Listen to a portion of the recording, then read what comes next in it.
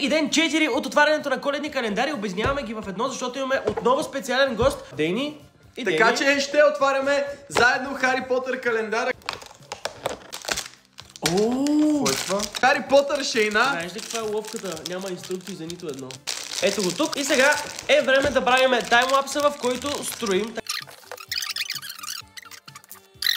И нашето Хари Потър писмо е тук. Отваряме и ден 4. Много бързо започнах да изоставам. Искам фигурка. Писнаха ми тия неща за сглобяване. Прогресивно всяко нещо става по-нереалистично като размер спрямо първата фигурка. Не е ли гаджето на Хари? Чо-чанг. Аз бих сглобил фигурката. Да, но това е моя канал и аз решавам какво да се сглобявам. Защо всеки път ги сглобяваш с физиономия, в която са в стрес? Не, това е гърба и сега отпред, че е весело. Подозирам, че има само малки яйца и нищо друго. Имат ли награда, като са малки яйца? Примерно малки награди. Защо ще правиш адвент календар? Идеята му не е ли да не знаеш какво има вътре и да ти сложат 24 яйца? Ето ти Пепа прасето. Пепа, ела! И като загледаш картинката, на какво ти прилича? Нямат нищо общо с Пепа.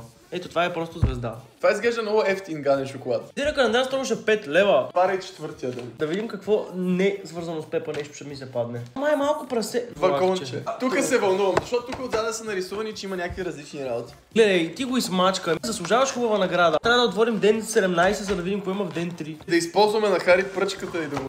Не. Честно ти кажа, си заслужава, че го скъсах. Поредното тъпо яйце. Отваряй го вече. Ох. What? Какво е това?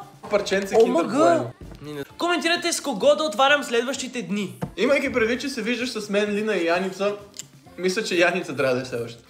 Тагвайте Яница в коментарите да видим дали ще се съгласи да отваря с мен коледен календар.